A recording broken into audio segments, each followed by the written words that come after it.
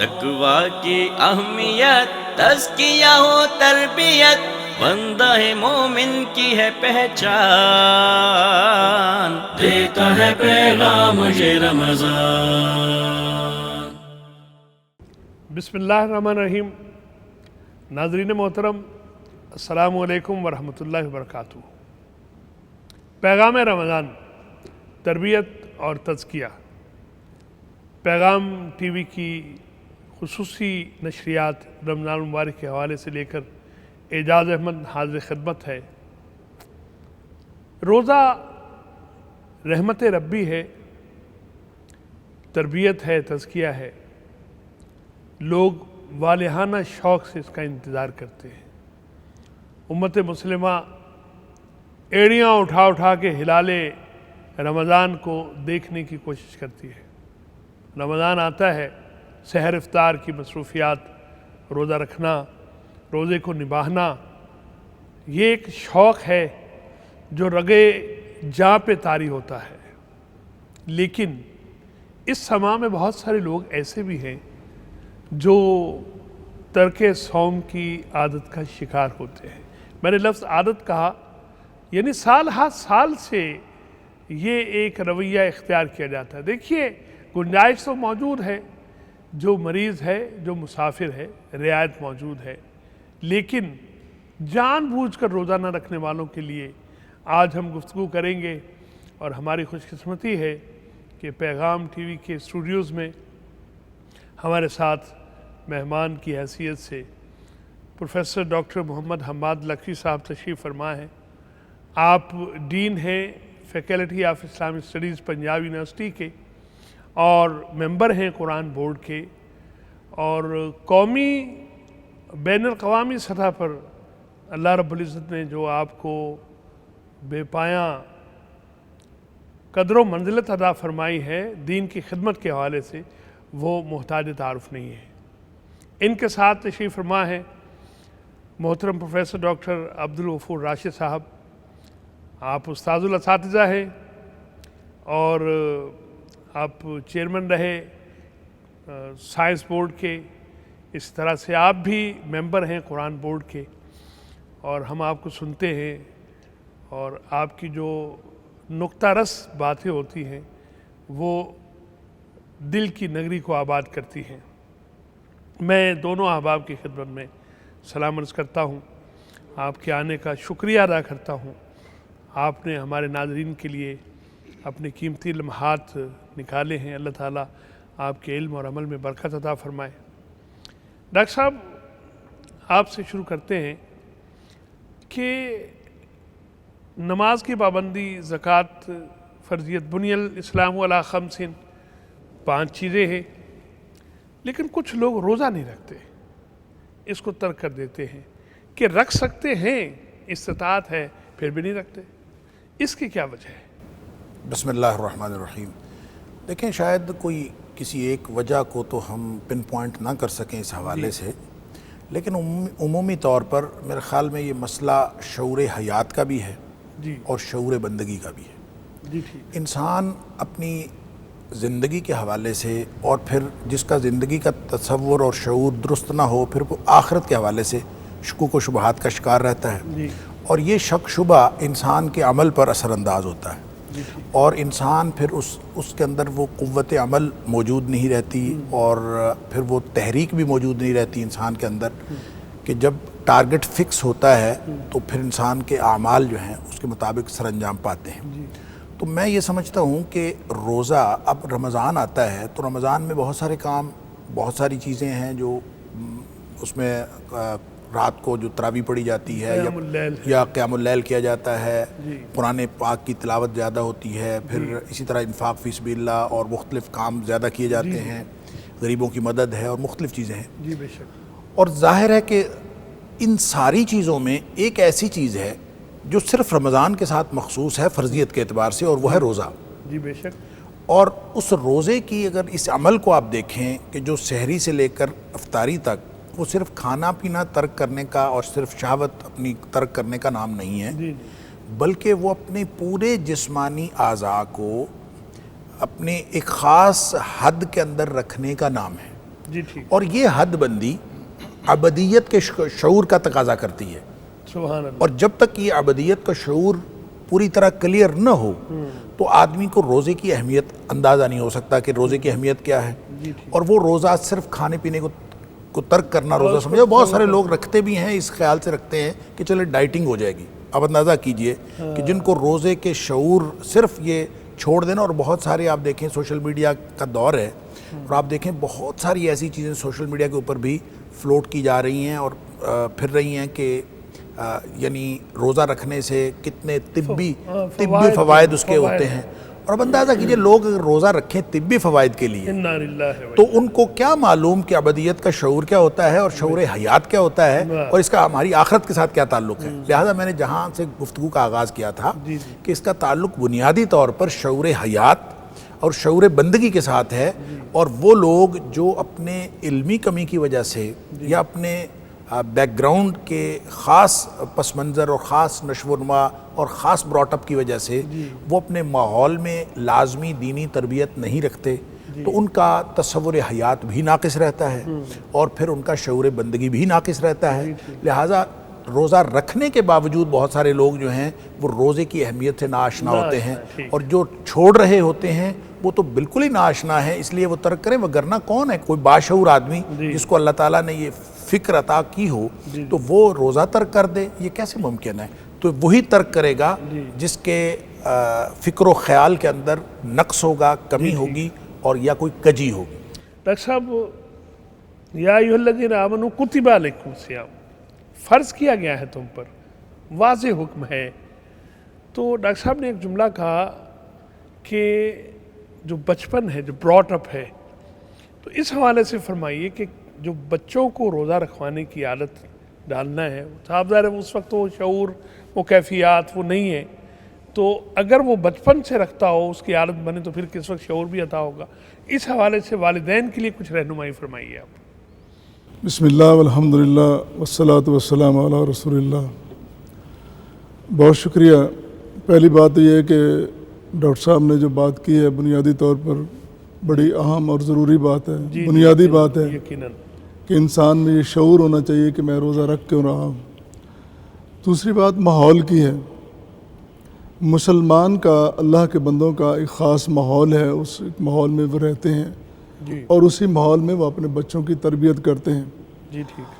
اور بجا طور پر بچوں کے لیے ان کے والدین، سب سے پہلے والدین، پھر اساتذہ ان کے لیے زندگی بھر آئیڈیل ہوتے ہیں. جی ہم سب کا چونکہ ایجوکیشن کے ساتھ تعلق ہے، تعلیمی ماحول میں رہے، ہم نے دیکھا ہے کہ بچے اپنے اساتذہ کو بہت آئیڈیلائز کرتے ہیں جی، اور یہ ان کی آئیڈیالوجی گھر سے شروع ہوتی ہے. تو جو بچے اپنے والدین کو فالو کر رہے ہیں، ان والدین کو چاہیے کہ اپنے بچوں کی بہتر طریقے سے ان کی تربیت کریں. جی ٹھیک. اور پہلی تربیت کا ان کے گھر سے شروع ہوتی ہے. جی بے شک. تو جو ان کا ماحول بنائیں گے، جو مائنڈ سیٹ ان کا بنا دیں گے، جس طرح ان کی شعوری زندگی کا آغاز کر دیں گے، وہ آخر تک ان کا ساتھ ساتھ رہے گا. یعنی جو والدین خود ہی نہ اٹھے سحر کے وقت. بالکل بجا طور پر. جی. اسی لیے کہا گیا کہ نماز کی تربیت کس طرح کرنی ہے کہ پہلے تو بچے کو کہنا ہے کہ وہ نماز پڑھے، جی. حالانکہ اس پہ نماز فرض نہیں ہے، ہاں. لیکن اس کا ماحول بنا رہے ہیں کہ پہلے اس کو نماز کا کہیں، پھر اس کو ساتھ لے کے چلیں، پھر ایک ایسا وقت آتا ہے پھر اس کو ڈانٹنا شروع کرتے ہیں. جی. اور پھر وہ اگلا مرحلہ شروع ہوتا ہے کہ جب اس پہ پوری فرضیت ہو جاتی ہے تو پھر اور مسائل بھی، اوامر بدل جاتے ہیں. جی جی. اسی طرح بجائے اس کے کہ جب اس پہ عین فرضیت کا وقت آ جائے اس وقت بچے کو کہا جائے کہ روزہ رکھو، جی جی. اس سے پہلے اس کا ماحول بنانا چاہیے، بچے کو اس کی تربیت کرنی چاہیے کہ یہ روزہ رکھنا ہے. اور روزہ ایک ایسی عبادت ہے کہ جس طرح آپ نے فرمایا کہ یہ ہم مسلمانوں پر، انسانوں پر فرض کر دی گئی، لکھ دی گئی. ابھی ہم بات کر رہے تھے کہ کچھ لوگ کہتے ہیں کہ روزہ چھوڑ دیا جائے، کیا فرق پڑتا ہے؟ جی. روزہ ارکان اسلام میں سے ایک رکن ہے. جی. جب 5 ارکان کہے گئے تو اس کا مطلب یہ ہے کہ ایک مکان ہے، ایک گھر ہے جس کے 5 ستون ہیں. جی بے شک. تو کوئی گھر، کوئی مکان، کوئی ہاؤس، کوئی ہوم 5 ستونوں کے بغیر قائم نہیں رہ سکتا. جی ٹھیک. ایک کو منہدم کرنا، ایک کو گرا دینا، اس کا مطلب ہے کہ ہم نے پورا مکان ہی وہ ناقابل رہائش بنا دیا، ان کو ناکارہ کر دیا. تو اگر اسلام کا ایک اہم ترین ہم رکن ترک کر دیتے ہیں، روزے ہی چھوڑ دیتے ہیں، تو پھر ہم اسلام میں کیسے باقی رہ گئے؟ اسلام میں رہنے کے لیے اور اس کے دوام کے لیے، پھر اپنی منزل کو پانے کے لیے اور اللہ کی رضا کے حصول کے لیے ضروری ہے کہ روزے رکھے جائیں۔ یہ انسانوں پر فرض ہے، مسلمانوں پر ان کو روزے رکھنے چاہیے۔ یعنی یہ بڑی بنیادی بات آ گئی ڈاکٹر صاحب کہ نماز آپ پڑھ رہے ہیں روزہ نہیں رکھ رہے، اس کا مطلب یہ ہے کہ نماز کے بارے میں پھر کیفیت کیا ہوگی؟ یہاں شعور اگر یہ ہے کمزور تو پھر وہاں کیفیت کیا ہوگی؟ اچھا، یہ ذرا ہمارے ناظرین کی تعلیم کے لیے ہر سال نئے لوگ شامل ہو رہے ہوتے ہیں جو روزہ رکھنے والے بھی ہیں، اور ہمارے سننے والوں میں اب تو یورپ اور UK تک آپ کی آواز پہنچ رہی ہے الحمدللہ۔ تو یہ فرمائیے کہ جو روزہ ترک کرنا ہے اس کے لیے جو جائز وہ ایک لمٹ ہے وہ کون کون سی؟ جیسے میں نے شروع میں کہا کہ بیمار ہے یا مسافر ہے، میں یہ اصل میں چاہ رہا ہوں کہ کچھ لوگ ہمارے سوالات میں شامل ہیں، بہت سے دوستوں نے پوچھا بھی ہے کہ جو مسلسل حالت سفر میں رہتے ہیں وہ کیا کریں گے روزے کے حوالے سے؟ تو یہ ذرا فرما دیجیے۔ دیکھیں، یہ جو روزہ ترک کرنا ہے جو شرعی عذر کی بنیاد پر، یہ اجازت ہے۔ جی ٹھیک، یہ جو مریض کو اور مسافر کو دی گئی ہے یہ اجازت ہے، یہ کمپلشن نہیں ہے، حکم نہیں ہے کہ یہ بڑی بنیادی وہ لازماً اس کو ترک کرے۔ جی اگر کسی کی بیماری اس نوعیت کی ہے کہ وہ روزہ نبھا سکتا ہے اور اس کو کوئی ایسی اس کی بیماری کے اندر اضافے کا کوئی امکان نہیں ہے، اور اس کی کوئی بیماری بھی جان لیوا قسم کی نہیں ہے، اور اس میں اضافے کا بھی کوئی امکان نہیں، اور کوئی دوائی وغیرہ کا ایسا اسکیجول بھی نہیں ہے کہ وہ متاثر ہوتا ہو، تو پھر اس کو بیماری میں بھی روزہ رکھ سکتا ہے۔ میں آپ کی اجازت سے ناظرین اس وقت میں آپ کی پوری توجہ چاہتا ہوں، یہ بڑی اہم بات ہے اور آپ نے کم سنی ہے کہ یہ اجازت ہے بیمار کو، حکم نہیں ہے کہ چھوڑ دو، اور ڈاکٹر صاحب بڑی قیمتی بات بتا رہے ہیں ہمیں۔ اور اسی طرح جو مسافر کا ہے وہ بھی، چونکہ سفر کے اندر انسان کو بہت ساری تکالیف کا سامنا کرنا پڑتا ہے، اس لیے یہ تو اسلام دین رحمت ہے، بے شک، اور اس اسلام نے یہ اجازت دی ہے، نبی اکرم صلی اللہ علیہ وسلم نے یہ اجازت دی ہے، قرآن نے اجازت دی ہے کہ اگر تم بیمار ہو یا تم حالت سفر میں ہو تو دوسرے دنوں میں گنتی پوری کر سکتے ہو، تو وہ اپنے آپ کو کسی مشقت میں نہیں ڈالنا چاہیے، اور قرآن کا اصول بھی ہے وَلَا تُلْقُوا بِأَيْدِيكُمْ إِلَى التَّهْلُكَةِ، خام خواہ اپنے آپ کو ہلاکت میں نہ ڈالو۔ اور ویسے بھی نبی پاک صلی اللہ علیہ وسلم کی شریعت کا جو پورا مزاج ہے، اما عائشہ صدیقہ رضی اللہ تعالیٰ عنہ فرماتی ہیں کہ دو جائز رستوں میں سے ہمیشہ نبی پاک صلی اللہ علیہ وسلم نے آسانی کا رستہ اختیار کیا، لہٰذا یہ تو دین کی آسانی ہے اور دین رحمت کی جو ایک نوعیت ہے جو ہمیں ایک اس سے استفادے کا موقع ملتا ہے، لیکن اس کا مطلب یہ نہیں ہے کہ آپ لازماً اس کو چھوڑیں۔ اب سفر کی اس وقت نوعیت بدل گئی ہے، جی بے شک۔ اب تو دیکھیں ہوائی جہاز کا سفر اس وقت تو نہیں ہوتا تھا، ایک آدمی ہو سکتا ہے کہ صبح جائے اور لاہور سے کراچی جائے اور شام کو واپس آ جائے، حالانکہ بڑا لمبا سفر ہے، اور بڑا لمبا سفر ہے، لیکن اگر وہ آدمی بائی ایئر جاتا ہے اور وہ شام کو واپس آ جاتا ہے، اتنا لمبا سفر کرنے کے باوجود اس کو کوئی ایسی دقت تو نہیں ہے، کام نہیں ہے، کوئی مسئلہ نہیں ہے، اور وہ روزہ رکھنا چاہتا ہے تو رکھ لے، لیکن اگر وہ اس اجازت سے فائدہ اٹھانا چاہتا ہے جو اجازت شریعت نے دی ہوئی ہے، جی ٹھیک ہے، اگر وہ اس سے اجازت سے فائدہ اٹھانا چاہتا ہے تو ہوائی جہاز میں سفر کی مشقت نہ ہونا اس کی اس اجازت کو ساقط نہیں کرتا، اجازت پھر بھی موجود ہے، یعنی وہ اگر چاہے تو چھوڑ بھی سکتا ہے، بالکل چھوڑ سکتا ہے، اس کے پاس اجازت ہے۔ سفر میں اگر وہ، یعنی اس بات کو بنیاد نہیں بنایا جا سکتا کہ سفر میں مشقت نہیں ہے اور سفر میں دقت کو تکلیف نہیں ہے، لہٰذا وہ روزہ نہیں ترک کر سکتا، اس کو اجازت نہیں۔ اس سے ڈاکٹر صاحب عزیمت اور رخصت میں ہم کہہ سکتے ہیں؟ نہیں، یہ عزیمت اور رخصت کا معاملہ بھی اس طرح نہیں ہے جی ٹھیک کہ سفر میں اگر آپ روزہ رکھتے ہیں جی اور آپ کو مشقت ہوتی ہے جی، تو اس وقت روزہ ترک کرنا عزیمت ہے، سبحان اللہ سبحان اللہ، یعنی ایسا نہیں ہے کہ آپ اس وقت روزہ چاہے جتنی مرضی مشقت ہو آپ اپنے آپ کو مصیبت، دین یہ نہیں کہتا، نبی کریم صلی اللہ علیہ وسلم نے خود لوگوں کو دکھا کے روزہ ترک کیا، آپ نے خود پانی پیا، نوش فرمایا اور لوگوں سے کہا، اور جن لوگوں نے روزے نہیں چھوڑے آپ نے اجازت دی تھی، اور جن لوگوں نے روزے ترک نہیں کیے نبی کریم صلی اللہ علیہ وسلم ان کو ناپسند فرمایا، اور یہ جو ہے، اور ظاہر ہے شام کے وقت جا کے تو حالت تو غیر ہو جاتی ہے، خاص طور پر گرمی کا روزہ ہو، اس لیے اس میں اس اجازت کو جو مسافر کے لیے ہے اور بیمار کے لیے ہے، اور اسی طرح وہ خاتون جو بریسٹ فیڈنگ کروا رہی ہے، بچے کو دودھ پلا رہی ہے، ماں ہے، مرضعہ جو ہے وہ بھی بیمار کے حکم میں ہے، جی ٹھیک لہٰذا وہ بھی اگر دوسرے دنوں میں گنتی پوری کرنا چاہے جی ٹھیک تو وہ کر سکتی ہے، اور اگر دوسرے دنوں میں اس کو کوئی ایشو ہو اور اس کی کوئی بیماری وغیرہ کا معاملہ چلتا رہے تو پھر وہ فدیہ بھی دے سکتی ہے. یہ ایک بالکل الگ مسئلہ ہے. لیکن یہ اجازتیں ہیں شریعت کی دی ہوئی، یہ رخصتیں ہیں، لیکن ان رخصتوں کا نہ یہ مطلب ہے کہ لازماً ان کو اویل کیا جائے اور نہ ہی یہ مطلب ہے کہ ان کو اویل نہ کیا جائے. حالات و ظروف ہر دور کے مختلف ہوتے ہیں اور ہر انڈیویجول کے مختلف ہوتے ہیں. شریعت ان ساری گنجائشوں کا لحاظ کر کے حکم دیتی ہے، وہ کبھی کسی کے اوپر کمپلشن نہیں کرتی. ناظرین، اس لیے میں ڈاکٹر صاحب کے بارے میں کہا کرتا ہوں، وہ شکیب جلالی نے کہا تھا، شکیب اپنے تعارف کے لیے بس اتنا کافی ہے، ہم اس سے بچ کے چلتے ہیں جو رستہ عام ہو جائے. ایک نئی بات آپ کے سامنے آئی اور میں یہ سمجھتا ہوں کہ بریک کے بعد اسی طرح کی اور بہت ساری چیزیں ہم اپنے دونوں احباب سے پوچھیں گے. ایک چھوٹا سا وقفہ کرتے ہیں، پھر ملتے ہیں انشاءاللہ العزیز. تقویٰ کی اہمیت، تزکیہ و تربیت، بندہ مومن کی ہے پہچان. دیتا ہے پیغام یہ رمضان. تقویٰ کی اہمیت، تزکیہ و تربیت، بندہ مومن کی ہے پہچان. دیتا ہے پیغام یہ رمضان. ناظرین محترم، ویلکم بیک.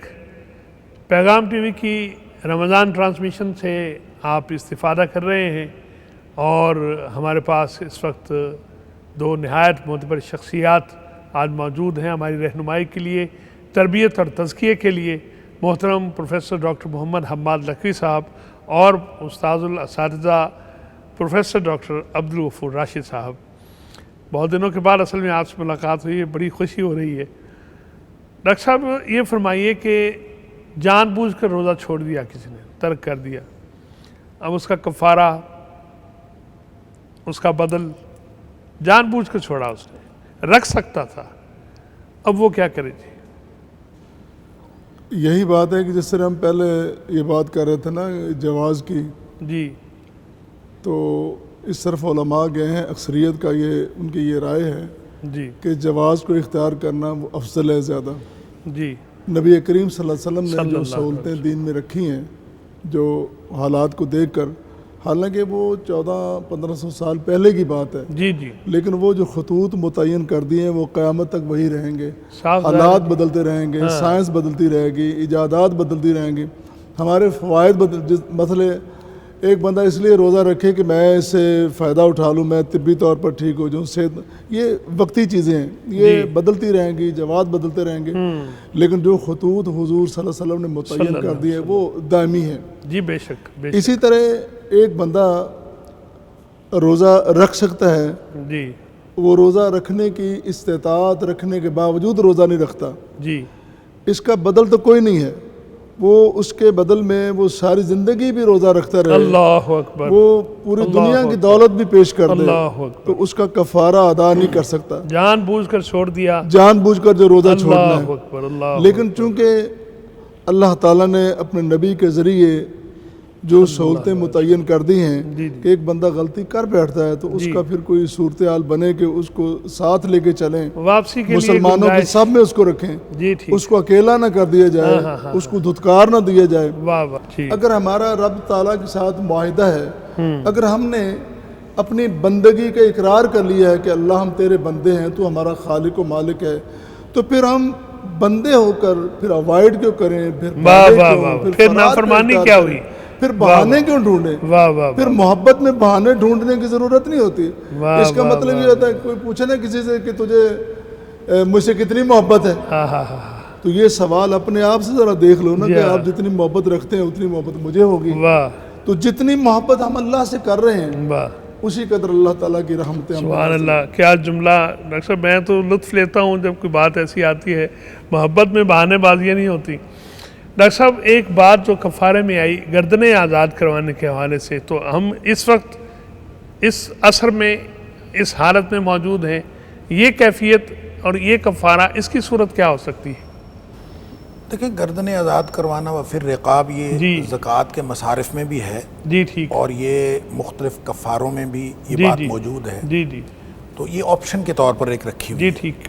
اور اس میں ظاہر اس دور میں تو وہ دور غلامی تھا جی، اور وہاں اس تو اس میں وقت غلامی کا رواج تھا، جی ٹھیک، تو ان کو ایک غلام کو آزاد کروانا، گردن آزاد کروانا۔ آج کے دور میں بھی کوئی صورت ایسی ہو سکتی ہے کہ کوئی آدمی کسی کی غلامی میں پھنسا ہوا ہو، جی مثال کے طور پر آج کل مثلا بھٹا مزدور ہیں، ہاں میں اسی طرف بھٹا چاہتا تھا مزدوروں کچھ رہنمائی ہو میں جائے، نسل در نسل وہ لوگ جو ہیں بے وہ شک، بھٹا مالکان کی غلامی میں پھنسے ہوئے ہوتے خرید لیتے ہیں وہ ہیں، ایڈوانس اس لیے دے کہ کے، ایک تو ان کی تنخواہیں بہت کم ہیں، پھر جی، وہ رہائش بھی انہی کے بھٹے کے اوپر رکھتے جی، ہیں، ان جی، کی زمین کے اوپر، اور دوسرا یہ کہ وہ بیچارے اپنے ضروریات زندگی پوری کرنے کے لیے کچھ نہ کچھ قرض لیتے ہیں جی بے شک، لہٰذا لاکھوں کے مقروض ہو جاتے ہیں، اور لاکھوں کے مقروض ہونے کی وجہ سے وہ کبھی اپنی جان چھڑا نہیں پاتے، لہٰذا آج کل کے دور میں بھی بھٹا مزدور بکتے ہیں، اور وہ جو لاکھوں کا وہ مقروض ہوتا ہے وہ دوسرا کوئی بھٹا کا مالک وہ قیمت ادا کر کے وہ خرید لیتا وہ خرید لیتا ہے، وہ یہ وہاں وہ چلا غلامی جاتا ہے۔ کی صورت تو ہے، یہ تقریباً وہی صورت ہے، اور یہ آج کل بھی موجود ہے، اور اس میں کسی کو اگر آپ گردن آزاد کروا دیں اس کا وہ جو مقروض وہ جتنا وہ مقروض ہے، ایک اور پہلو ڈاکٹر صاحب میرے ذہن میں آتا رہتا ہے، جو ایسے لوگ جو اپنے جرمانے ادا نہ کرنے کی بنا پر جیلوں میں قید ہوتے ہیں 6 مہینے سال، میں یہی عرض کرنے لگا تھا، ایک تو یہ ہے کہ اس میں جرمانے میں ایک تو ہے غارمین، مصارف زکوٰۃ میں آپ دیکھتے ہیں تو غارمین الگ ہے جی اور وہ پھر رقاب الگ ہے، جی ٹھیک، تو جو تاوان وغیرہ میں کسی چٹی وغیرہ میں پھنس جاتے ہیں یا کسی کی ضمانت دے کر پھنس جاتے ہیں اور وہ گرفتار ہو جاتے ہیں، ان کو چھڑانا بھی دو اعتبار سے وہ مصارف زکوٰۃ میں بھی آتا ہے، جی جی اور وہ ایک گردن چھڑانے میں بھی آتا ہے کفارے کے حوالے سے بھی، کہ ایک تو یہ کہ اگر وہ کسی تاوان وغیرہ میں یا ضمانت دے کر ہی پھنس گیا ہے، جی جی دوسرا یہ ہے کہ بعض اوقات قتل وغیرہ کے مقدمات میں بہت سارے لوگ پھنسے ہوئے ہوتے ہیں، اور وہ پھر ان کے پاس اتنی رقم نہیں ہوتی کہ وہ دیت دے کے اپنی جان چھڑا لیں، حالانکہ دیت کا آپشن موجود ہوتا ہے، ورثاء بھی دیت کا آپشن دیتے ہیں کہ آپ اتنے لاکھ دے لیں، لیکن ان کے پاس اتنا نہیں ہوتا، اور اس طرح کے بے شمار لوگ موجود ہیں۔ تو آج کے دور میں بھی گردنیں چھڑانے والا آپشن یہ ختم نہیں ہوا، اور یہ موجود ہے، اس کی بہت ساری صورتیں، یہ 2-3 صورتیں ہماری اس وقت ہم نے ڈسکس کی ہیں، اس کے علاوہ اور بہت ساری ہو سکتی ہیں، اور میرے خیال میں جو اس کا ایک پہلو، اگر آپ مجھے تھوڑا سا اجازت دیں، جو پہلے گفتگو ڈاکٹر صاحب بھی کر رہے تھے روزہ ترک کرنے کے حوالے سے، تو شروع میں جو میں نے بات کی تھی شعور حیات کی اور شعور ابدیت کی، تو روزہ ترک کرنے کے ساتھ اس کا بڑا ڈائریکٹ تعلق اس لیے ہے کہ دیکھیں ایک آدمی جس کو زندگی کا تصور واضح ہو، اس کو عبدیت کا، اللہ کی بندگی کا تصور واضح ہو، تو اس کو پھر اپنے انجام کی فکر لگتی ہے، اور اگر اس کو اپنے انجام کی فکر ہوگی تو پھر وہ روزے کی اہمیت سمجھے گا۔ نبی اکرم صلی اللہ علیہ وسلم نے فرمایا ایک روزہ، عام روزہ، یہ رمضان کے فرض روزے کی بات نہیں ہے، نفلی روزہ آپ نے کسی اور موقع پر رکھا، ایک روزہ اگر اللہ کے لیے رکھا ہو، اللہ کے لیے رکھا ہو، بندگی کے شعور کے ساتھ رکھا ہو، ایک روزہ اگر رکھا ہو تو نبی کریم صلی اللہ علیہ وسلم نے فرمایا کہ اس ایک روزے کی وجہ سے اللہ تعالیٰ اس کو 70 سال کی مسافت کے برابر جہنم سے دور کر دیتا۔ اللہ اکبر، اللہ اکبر، یہ ڈاکٹر صاحب دوبارہ اب اگر ایک شخص ایک روزے کی وجہ سے 70 سال کی مسافت کے، اور 70 آپ کو معلوم ہے یہ کثرت کے لیے کہ یہ مبالغے کا اور کثرت کے لیے ہے، اور یہ کوئی ڈیجٹ نہیں ہے، جی بے شک، تو 70 جو ہے اس سے مراد مبالغہ، کتنا ہی اللہ تعالیٰ اس کو۔ اب اگر کسی شخص کو یہ شعور ہو کہ دو ہی مقامات ہیں، یا جنت ہے یا جہنم ہے، تو اگر میں میری اس زندگی کا جو آؤٹ کم نکلنے والا ہے اس میں جنت اور جہنم میں سے کوئی ایک ہے، تو مجھے ہر صورت میں جہنم سے بچنا ہے، ہر صورت میں مجھے جنت میں جانا ہے، تو پھر یہ کفارے وغیرہ تو بہت چھوٹی چیزیں ہیں، وہ جو شعور ابدیت ہے وہ اگر موجود ہو تو انسان تو ان فرض روزوں کے علاوہ نفل روزے نہیں ترک کرتا، اور وہ کیلکولیٹ کرتا رہتا ہے کہ میں آج پھر 70 سال مسافت اور دور ہو جاؤں اور میں کسی طریقے سے جہنم سے بچ جاؤں، وہ تو اس چکر میں نفلی روزے نہیں ترک کرتا، فرض روزہ کون ترک کرتا ہے؟ اور فرض روزے کے بارے میں، جس کے بارے میں نبی پاک صلی اللہ علیہ وسلم فرمایا، جیسے ڈاکٹر صاحب فرما رہے تھے کہ لم یقض عنہ صوم الدہر کلہ، کہ پورے کا پورا، یعنی پورے تمام زمانے کے روزے وہ رکھ لے، تو کبھی اس کا وہ ایک روزہ کمپنسیٹ نہیں ہوگا، اس کو کمپنسیٹ نہیں کر سکتا، انسان ہو ویسے تو رکھ نہیں سکتا، اگر وہ رکھ بھی لے تو وہ نہیں ہو سکتا۔ اس لیے میں یہ شروع میں بھی عرض کر رہا تھا، اور پھر میں یہی بات کرتا ہوں، کفارہ یا کفارے کی رقم، 60 مسکینوں کا کھانا یا 2 مہینے کے روزے، یہ آپ کو اصل میں اس بات پہ باؤنڈ نہیں کر سکتے کہ آپ روزہ ترک نہ کریں۔ جی ٹھیک، جو چیز آدمی کو باؤنڈ کرتی ہے وہ آپ کا شعور ہے، آپ کا عقیدہ ہے، جی، آپ کا تصور حیات ہے، محبت باندھتی ہے، محبت باندھتی ہے، اور اللہ کے ساتھ جو نسبت ہے عبدیت کی وہ باندھتی ہے، وگرنہ تو کوئی فائدہ نہیں ہے۔ یہ ساری چیزیں تو بہت چھوٹی چھوٹی چیزیں ہیں اور سمبولک۔ بے شک۔ ڈاکٹر صاحب یہ فرمائیے، بڑی خوبصورت بات اور میں بڑا لطف لے رہا ہوں، بڑی اچھی ہماری گفتگو ہو رہی ہے اور سننے والے یقیناً ان باتوں سے استفادہ کر رہے ہیں کہ بعض غیر بچے چھوٹے ہوتے ہیں، روزے کے مکلف نہیں ہیں، اصرار بڑا کرتے ہیں والدین کو، اور وہ کہتے ہیں کہ نہیں میں نے تو روزہ رکھنا ہے۔ والدین کس طرح سے اس کو بہلانے پھسلانے کی کوشش کرتے ہیں، وہ سحری کے وقت پہلے سے جاگ رہا ہوتا ہے۔ تو ان کے معاملے میں بچوں کے حوالے سے ایک سوال باہر سے ہمیں آیا ہے، تو وہ وہاں پر کیا کرنا چاہیے؟ یہ بات پہلے بھی ہوئی ہے تھوڑی سی۔ دیکھیں ہمارے ہاں نا ایک ماحول کی بات ہوتی ہے، جی جی ہمارے چھوٹے بچے جن کو ابھی روزے کا شعور بھی نہیں ہے، جی جی تو وہ روزہ ساتھ سحری کے وقت اٹھتے ہیں، کھانا کھاتے ہیں، تھوڑی دیر بعد پھر اٹھے، پھر کھانا کھا لیا، جی ہاں اور انہوں نے کہا یہ ہمارا چڑی روزہ ہے۔ جی ہاں، یہ چھوٹے چھوٹے ہم ہمارے سنتے تھے نا، کلچر میں انہوں نے محبت سے، ویسے تو روزے کو کوئی اور نام دینا تو گستاخی بنتی ہے، لیکن چونکہ محبت سے بات کی جا رہی ہے جی جی اور وہ معصوم بچہ یہ بات کر رہا ہے کہ میرا چڑی روزہ ہے، آپ نے تو ایک روزہ رکھا ہے، میں دن میں کتنے رکھ رہا ہوں۔ اصل میں یہ بچوں کی رغبت اور محبت کا ایک انداز ہے، جی جی وہ چاہتے ہیں کہ ہم بھی اس رنگ میں ڈھل جائیں جو ہمارے والدین نے رنگ اختیار کر لیا ہوا ہے۔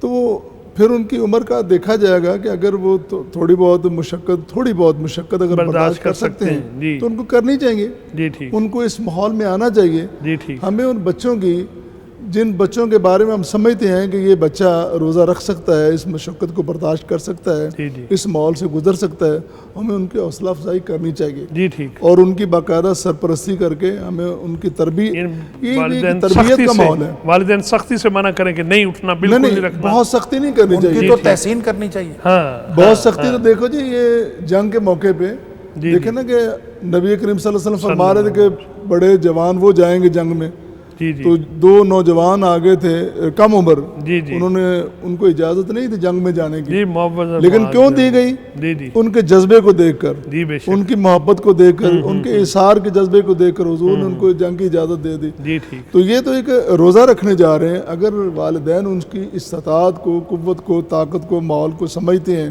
کہ یہ بچے پرفارم کر سکتے ہیں، تو پھر ان کو بجائے ڈانٹنے کے، بجائے دور کرنے کے، ان کی حوصلہ افزائی کرنی چاہیے۔ کم سنوں کی حوصلہ افزائی، دور نبوی میں بھی اس کی مثال ملتی ہے نا۔ جی جی دیکھیں نبی پاک صلی اللہ علیہ وسلم کے جب یہ صحابہ کہتے ہیں جب مدینہ منورہ گئے ہیں جی جی تو یہ عاشورے کا روزہ تھا نا، یہ رمضان المبارک کے روزے کی فرض ہونے فرضیت سے سے پہلے وہ فرضیت، اور اس میں صحابہ کہتے ہیں کہ ہم خود بھی روزے رکھتے تھے، جی جی اپنے بچوں کو بھی رکھواتے تھے، بچوں کو بھی رکھواتے اور اس میں یہ ہے کہ جب بچے عصر کے قریب جا کے یا روزہ جب ان کو تنگ کرتا تھا جی جی تو ہم ان کو کھلونے وغیرہ دے کے بہلاتے تھے۔ بہلا، سبحان یہ اللہ، گویا پوری سرپرستی جو ڈاکٹر صاحب نے فرمایا کہ ان کی سرپرستی کرنی چاہیے تاکہ وہ روزے کو پورا کر سکیں۔ لے جی بچوں کی موج ہے، جو چھوٹے بچے روزہ رکھنا چاہتے ہیں والدین ان کی تحسین کریں، ان کو اپنے ساتھ لے کر چلیں جہاں تک وہ نبھا سکتے ہیں۔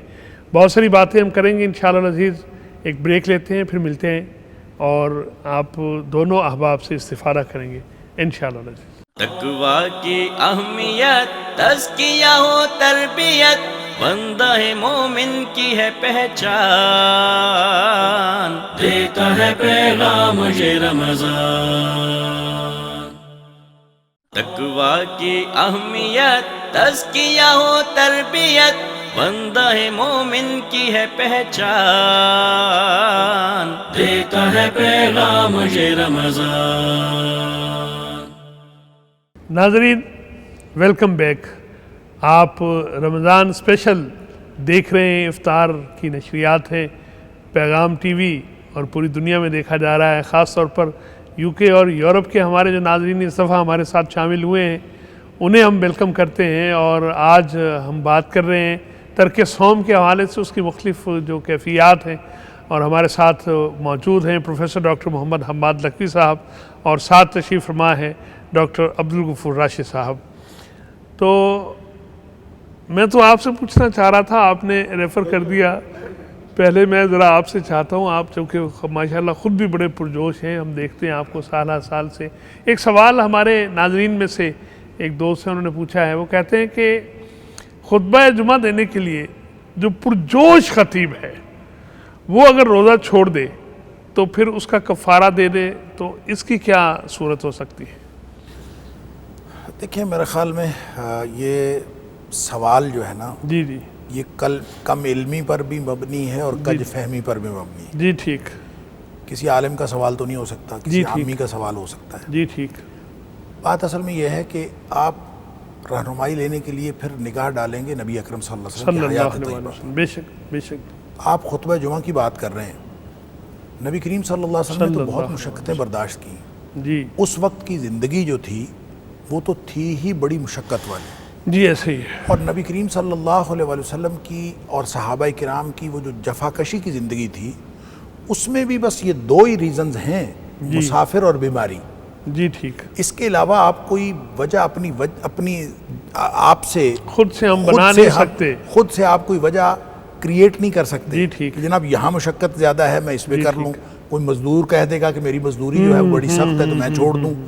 آپ کو دو قرآن نے بالکل کلیئر کٹ دے دیے اور اسی پر عمل نبی اکرم صلی اللہ علیہ وسلم کا اور صحابہ کرام کا ہوا, نبی پاک صلی اللہ علیہ وسلم اس کی پابندی کروائی. لہٰذا یہ تو بڑی مضحکہ خیز بات ہے کہ پرجوش خطیب ہے تو اس نے جوش میں اس نے کیا کوئی مزدوری کر رہا ہے کہ اس کے اندر جو ہے اس کی صلاحیتیں صرف ہونی ہیں اور وہ فدیہ دے دے اور روزہ نہ رکھے.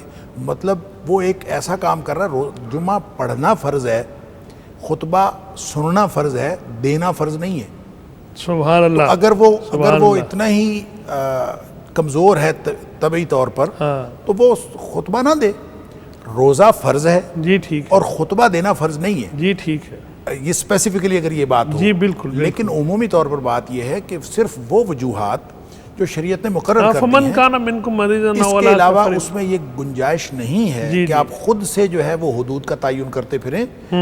شریعت کی لگائی ہوئی حدود جو ہیں ان کے اندر ان سے فائدہ حاصل کرنے کی گنجائش موجود ہے, نہ یہ کہ آپ ان کی حدود کو اپنی مرضی سے اس امینڈمنٹ کرتے پھریں اور اس کو تبدیل کرتے. جی یہ ٹھیک ہو گیا. ڈاکٹر صاحب جب ماحول کی بات ہم کرتے ہیں, ماحول جو ہمارے ارد گرد ہے تو اس میں روزہ رکھا ہوا ہے لوگوں نے, روزے کی کیفیت میں ہے, تو ان کے سامنے کھانا پینا بعض لوگ احتیاط نہیں بھی کرتے ہیں, تو اس پر ذرا رہنمائی فرمائیے کہ اس کی ممانعت کیسے ہے اور کس طرح سے لوگوں کو خیال رکھنا چاہیے. اس ضمن میں عرض کرتا ہوں, پہلے تو میں ان کے ڈاکٹر صاحب کی تحسین کر لوں کہ انہوں نے بڑی اچھی وضاحت فرمائی ہے کہ پرجوش خطیب کی. تو میں ایک جملہ میں بھی ایڈ کرنا چاہتا ہوں. نہیں وہ کریں. اس سوال میں جوش زیادہ ہے, ہوش کم ہے. سبحان اللہ. دوسری بات یہ ہے کہ مجھے لگتا ہے کہ یہ کسی خطیب کا سوال نہیں ہے, کسی خطیب کو مشقت میں دے کر کسی مقتدی نے سوال کیا ہے کہ ایسی حالت میں کیا کیا جائے. جی ٹھیک. یہ صورتحال لگتی ہے. نہیں وہ بڑی مشقت لوگ کرتے ہیں. جی کسی نے دیکھا ہوگا نا کہ یہ کر کیا رہے ہیں. ہاں. خطیب کے لیے پرجوش سے زیادہ باوقار اس کو انداز اپنانا چاہیے. جی ٹھیک. مسئلہ سمجھانا ہے آپ نے, کسی کے گلے نہیں پڑنا. جی ٹھیک. دلیل دینی ہے, کسی کو قائل کرنا, گھائل تو نہیں کرنا. بہرحال یہ ایک میری چھوٹی سی گزارش ہے خطباء کے لیے. قائل اور گھائل کا آپ نے قوافی اچھے ملائے. آپ قائل کریں, گھائل نہ کریں. جی ٹھیک. نہ خود گھائل ہو نہ کسی کو گھائل کریں. ایک بڑا اچھا باوقار طریقہ ہونا چاہیے. تو دوسری بات ڈاکٹر صاحب نے وضاحت فرما دی ہے کہ فرضیت روزے کی ہے, خطابت کی تو نہیں ہے. آپ تھوڑے دن کے لیے توقف کریں. بہت خوبصورت بات کی انہوں نے. جی. باقی رہی آپ نے روزہ دار کے سامنے کھانا پینا, گھر میں ماحول کی بات کی ہے. ماحول جو ہے وہ دیکھیں بات پھر وہی آ جاتی ہے. جی. ہمارے ماحول کی, ہماری تربیت کی. جی. جو مسلمان گھرانے ہیں, جہاں پہ گھرانے سے مراد کہ جن میں فرائض کی باقاعدہ ادائیگی کی جاتی ہے. جی. ویسے تو ہم سارے مسلمان ہیں. جی. ہم مسلمان بھی ہیں اور سارا کچھ کر بھی رہے ہیں. مسلمان بھی ہیں, روزے کا ہم تیا پانچا بھی کر رہے ہیں. مسلمان عام طور پر یہ سمجھتے ہیں کہ روزہ رکھ لو, میوزک سننے میں کیا حرج ہے. انا للہ. روزہ ستا رہے ہیں تو بجائے اس وقت نماز ادا کریں, بجائے اس کے قرآن کی تلاوت کریں, بجائے اس کے کہ ذکر الہی کریں, بجائے اس کے کہ اللہ کو اور راضی کرنے کی کوشش کریں. کچھ نہیں ہوتا, چلو سو جاؤ, تم مشقت ہے تو سو جاؤ, سو کے وقت گزار لو. لیکن وہ بڑی خوبصورت اپنے تئیں فلم لگا لیں گے, میوزک سنیں گے. وہ کام جس کے بارے میں پیارے پیغمبر علیہ الصلوۃ والسلام نے فرمایا کہ میں ان آلات موسیقی کو توڑنے کے لیے آیا ہوں. بے شک۔ اور مسلمان ان کو جوڑنے بیٹھ گئے ہیں، اور پھر اپنے آپ کو مسلمان بھی، عاشق رسول بھی، محب رسول بھی کہتے ہیں۔ یہ ڈاکٹر صاحب بنیادی طور پر ایک ماحول کا تقاضا ہے، ماحول کا ایک اثر ہے۔ قطعاً ایسا نہیں ہونا چاہیے کہ روزے دار کے سامنے ہم بڑے دھڑلے سے کھا رہے ہوں، لیکن اگر کہیں پہ کوئی مجبوری ہے، کوئی سلسلہ ایسا بن پڑتا ہے، کوئی کہیں کھانا بھی پڑ جاتا ہے، تو یہ نہیں قطعاً ان کو منع کر دیا ہے کہ بہت بڑا گناہ ہے کہ آپ ایسا کر نہیں سکتے۔ جی ماحول کی بات ہے، ایک احترام کی بات ہے، احترام کی بات ہے، احترام نہیں کرنا چاہیے اور ایسا نہیں ہونا چاہیے، روزے دار کا احترام کیا جانا چاہیے۔ ڈاکٹر صاحب شعور حیات سے ہم نے بات کی، آخری وقت میں ہم پہنچے ہیں اور میں ایک قیمتی بات آپ سے لینا چاہتا ہوں۔ شعور حیات، اب ہمارے ناظرین کوئی فرد ذہن میں خیال کرتا ہے کہ یار یہ میں پھر حاصل کیسے کروں، یہ کیفیت من میں کیسے آئے، اس کے لیے رہنمائی فرمانی چاہیے۔ دیکھیں اس کا طریقہ اللہ تعالیٰ نے سورہ آل عمران کی جو آخری آیات ہیں اس میں بتایا ہے کہ سبحان غور و فکر کرو۔ سبحان ان فی خلق السماوات والارض واختلاف اللیل والنہار لآیات لأولی الالباب واہ الذین یذکرون اللہ قیاما وقعودا وعلی جنوبہم ویتفکرون فی خلق السماوات والارض۔ جب آپ یوں غور و فکر کریں گے اور اللہ کو یاد کرتے ہوئے کریں گے، ایک غور و فکر وہ ہے جو سائنس تحقیق کر رہی ہے، جو اللہ کو مائنس کر کے، کریٹر کو مائنس کر کے کر رہی ہے، اس سے شعور حیات حاصل نہیں ہوتا۔ جی ٹھیک۔ جب آپ کریٹر کو، اس جہان کے خالق کو سمجھنے کے لیے، اس کی معرفت حاصل کرنے کے لیے جب آپ اس کائنات پر غور و فکر کریں گے تو پھر آپ کو شعور حیات آئے گا، تو آپ کہہ اٹھیں گے ربنا ما خلقت هذا باطلا سبحانک فقنا عذاب النار۔ یہ نتیجہ ہے اس غور و فکر کا۔ لہٰذا کھڑے بیٹھے پہلوؤں پر اللہ کا ذکر ہو، اللہ کی یاد ہو، اور کائنات کی ہر چیز پر انسان غور و فکر کرے۔ اور کس کس چیز پر غور و فکر کرے؟ پوری کائنات معجزہ ہے، پوری کائنات اللہ تعالیٰ کی توحید کا شعور دیتی ہے، پوری کائنات آخرت کا شعور دیتی ہے۔ اللہ تعالیٰ سورہ یوسف میں فرماتا ہے وَكَأَيٍّ مِّنْ آیَةٍ فِي السَّمَاوَاتِ وَالْأَرْضِ يَمُرُّونَ عَلَيْهَا، کتنی ہی نشانیاں ہیں زمین و آسمان میں جس پہ ہر وقت یہ گزرتے ہیں، وَهُمْ عَنْهَا مُعْرِضُونَ، لیکن یہ غور و فکر نہیں کرتے، منہ پھیر کے گزر جاتے ہیں۔ تو یہ اگر انسان غور و فکر شروع کر دے اور اللہ کو یاد کرتا رہے، غور و فکر اور اللہ کو یاد کرتا رہے، تو یہ شعور حیات بھی آئے گا انشاءاللہ، اور شعور ابدیت بھی پیدا ہوگا، اور انسان کو ان فرائض کی اور دینی تعلیمات کی اہمیت کا بھی اندازہ۔ واہ ڈاکٹر صاحب، فَاذْكُرُونِي أَذْكُرْكُمْ، جو اسے یاد کرے گا ڈاکٹر صاحب فرما رہے ہیں تو شعور حیات آئے گا، اور صاف ظاہر ہے یہ اطاعت اسی کی ہے۔ اس کے راستے میں، غور و فکر کے راستے میں جو حائل رکاوٹیں ہیں، ہر ایک فرد کی مختلف رکاوٹیں ہیں، انہیں دور کیسے کیا جائے، اس حوالے سے ایک پیغام میں چاہتا ہوں آخر میں آج آپ سے لیں۔ دیکھیں بنیادی طور پر ہماری آج گفتگو کا جو بنیادی محور رہا ہے، میں سمجھتا ہوں کہ ڈاکٹر صاحب کا وہ جملہ ہے شعور حیات والا۔ جی بے شک۔ اگر انسان کو یہ شعور نصیب ہو جائے جی کہ میں دنیا میں آیا کس لیے، مجھے اللہ نے بھیجا کس لیے، جی ٹھیک، اور پھر میں نے جب واپس جانا ہے تو اس طرح تو نہیں کہ جانوروں کی طرح میری موت کے ساتھ میری زندگی ختم ہو گئی اور معاملات سارے ختم ہو گئے، اس طرح نہیں ہے۔ اللہ تعالیٰ نے انسانوں کو اپنے سامنے کھڑا کر لینا ہے اور پوچھنا ہے، زندگی کے ایک ایک لمحے کا حساب ہمیں دینا ہے۔ اللہ اکبر۔ ہمیں زندگی کے کوئی ایک قدم، کوئی ایک لمحہ زندگی کا کوئی ایسا نہیں ہوگا کہ جس کو چھوڑ دیا جائے، وہ ایسا دن ہے یوم تبلی السرائر، اللہ، سارے راز کھل جائیں گے۔ ہائے ہائے ہائے، ہم دنیا کے سامنے کیا کرتے رہے، ہم تنہائیوں میں کیا کرتے رہے، خلوتیں ہماری کیسی تھی، اللہ، کیا خلوت میں ہمیں کبھی رب یاد رہا، اللہ، کیا ہم نے اپنے گریبان میں جھانک کر دیکھا کبھی اللہ، کہ میں نے رشتہ داروں سے کیا سلوک کیا، میں نے احباب سے کیا سلوک کیا، میں نے رفقا کے ساتھ کیا سلوک کیا، میں نے روزے کے ساتھ کیا سلوک کیا، میں نے نماز کے ساتھ کیا سلوک کیا، اللہ کا حکم میں نے قرآن کے ساتھ کیا سلوک کیا۔ یہ باتیں جب انسان کے ذہن میں ہو نا، تو پھر انسان کو واقعتاً اللہ کا ذکر کرنے میں لذت ملتی ہے، مزہ آتا ہے۔ تو اللہ تعالیٰ جو کہتا ہے کہ تم مجھے یاد کرو، میں تمہیں یاد کروں گا۔ جب تم میری یاد میں بندھ جاؤ گے، جب تم صرف میرے ہو جاؤ گے، من کان للہ کان اللہ لہو، جو انسان اپنے آپ کو اللہ کی مرضی کے سپرد کر دے، اللہ تعالیٰ بھی پھر اس کی تمام حاجتیں، اس کی ضرورتیں، اس کی مشکلیں، اس کی مصیبتیں اللہ تعالیٰ اپنے ذمے لے لیتا ہے۔ یہ ہے اصل بات، یہ انسان کو شعور نصیب ہونا چاہیے۔ میں آپ کو ایک چھوٹی سی بات عرض کر دوں، سورہ مومنون میں جہاں اللہ تعالیٰ نے فرمایا نا انسان کے لیے جی جی کہ لقد خلقنا الانسان من سلالۃ من طین، یہاں پہ وہ سارے اس کے حالات بیان کیے ہیں، 7 مرحلے بیان کیے کہ کس طرح جنین اپنی ولادت تک پہنچتا ہے۔ واہ واہ وہ ایک اہم ترین انسان کی تخلیق کے ذکر سے پہلے جی اللہ تعالیٰ نے 7 صفات مومن کی بیان کی ہیں جی کہ وہ 7 خصائل 7 اوصاف جو اختیار کر لیتا ہے جی جی وہی مومن ہوتا ہے اور وہی کامیاب انسان ہوتا ہے۔ اللہ قد افلح المومنون۔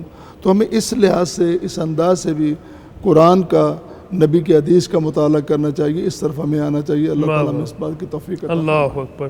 حضرت فضیل بن عیاض رحمۃ اللہ علیہ فرماتے ہیں کہ 30 سال تک فضیل نے وہ کیا جو اس کے مالک نے اسے کہا، اور اب حال یہ ہے کہ فضیل ہاتھ اٹھاتا ہے اور مالک وہ کر دیتا ہے جو فضیل اس سے کہتا ہے۔ تو یہ یعنی جو اس کا ہو گیا۔ ڈاکٹر صاحب ایک بات آخر میں ضرور میں آپ سے چاہتا ہوں لینا، کہ ہم کمزور ہیں، انسان ہیں۔ بات ہمارے درمیان میں ہوئی تھی کہ دوسری باتوں کا خیال رکھنا کہ روزے سے یہ فوائد بھی حاصل ہوں گے، ٹھیک ہے، اللہ کی رضا کے لیے ہے۔ خیال آ جاتا ہے کہ اس سے یہ فائدہ ہو سکتا ہے، اس سے یہ فائدہ ہو سکتا ہے، خیال تو دوڑتا ہے نا جی۔ مقصد تو یہ ہے اور ہونا چاہیے کہ میں روزہ اللہ کے لیے رکھتا ہوں، مجھے اور کسی بات سے غرض نہیں ہے، لیکن کوئی اور خیال بھی اگر آ جائے کہ روزے رکھنے سے یہ فائدہ ہو سکتا ہے، اس معاملے میں ہمیں اپنے غور و فکر کو کس رخ پر، کس نہج پر لے کر جانا چاہیے؟ بس یہ سمجھنا چاہیے جی کہ چاہے کوئی طبی فوائد ہیں جی اور چاہے کوئی مادی فوائد ہیں، جی ٹھیک، چاہے مادی اسباب کے فوائد ہیں، جی وہ سب مسبب الاسباب کے ہاتھ میں ہیں۔